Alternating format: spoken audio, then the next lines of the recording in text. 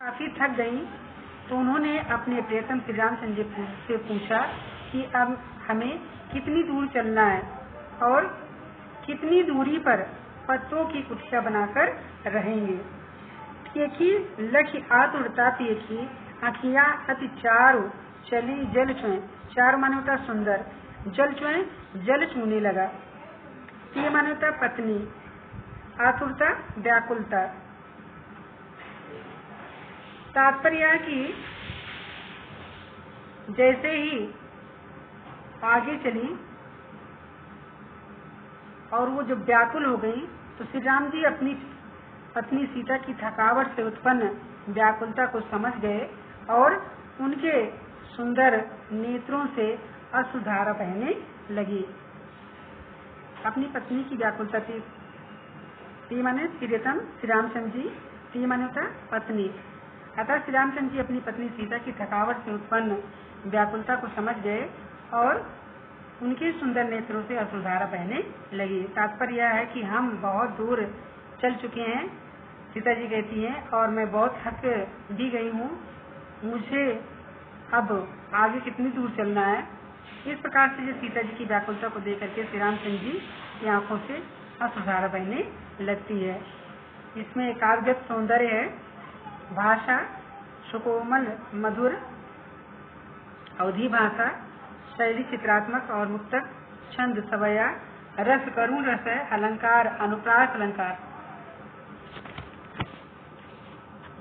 दूसरा, जल को गए लखन है लरिका, परिखों पिए छा घरी खौठारे, ऊंच पसेऊ बयारी करो और उपाय पखारियों भूधर ठारे, तुलसी रघुवीर प्रिया क्रम जान के बैठ विलम्ब लोकंटक सारे, जान की नाह को नेह लख्यो कुल को तनुवार विलोचन बारे। इसमें गोस्वामी तुलसीदास ने सीता की सुकुमारता और राम के असीम प्रेम का मार्मिक चित्रण किया है। जल को गए लखन है लगा, सीता जी श्रृंगेरपुर से आगे चलकर जब थक गई, वह विश्राम करने की इच्छा से कहती हैं कि लक्ष्मण जी पानी लेने के लिए गए हैं, ललिता और वह बालक हैं। जल को गए लखन, लक्ष्मण जी जल लेने के लिए गए हैं, ललिता मतलब अभी वो छोटी हैं। परिखों पिए, हे प्रिय, तब तक हम उनका इंतजार करते हैं, पेड़ की छाया में खड़े होकर के हम उनका आने की प्रतीक्षा करते हैं। छा घड़ी खौठारे, छाया में, पेड़ की किसी पेड़ की छाया में खड़े होकर के उनके आने का इंतजार करते हैं।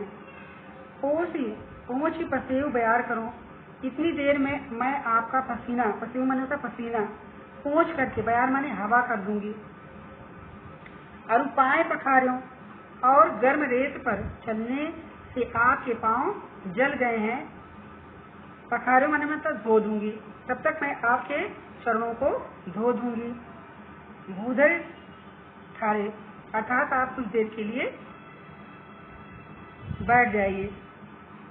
तुलसी रघुवीर प्रिया समझान, श्री रामचंद्र जी यह सुनकर समझ गए कि सीता जी बहुत थक चुकी हैं। प्रिया श्रम, प्रिया माने अपनी पत्नी सीता जी, श्रम माने थकी हुई हैं, ऐसा जान करके बैठ विलम्ब लोकंटक आए, वह बहुत देर तक बैठ करके अपने पैरों में, कंटक माने होता कांटे, अपने पैरों में चुभे हुए कांटे निकालने लगते हैं। जान की नाह को नेह लख्यो, ना माने होता पति और नेह माने होता प्रेम। अपने पति का ऐसा अलौकिक प्रेम देकर के पुलकोतन, पुलकित हो जाती हैं। तन माने होता है शरीर, वार माने होता है अश्रु, प्रेमाश्रु, विलोचन माने नेत्र से बाहर प्रवाहित होने लगते हैं। उनके पैरों में चुभे हुए कांटे निकालते हैं श्री रामचंद्र जी अपने पैरों में चुभे हुए कांटे निकालने लगते हैं। इस प्रकार से पति का ऐसा प्रेम, अलौकिक प्रेम देकर के सीता जी पुलकित हो जाती हैं और उनकी आंखों से आंसू बहने लगते हैं।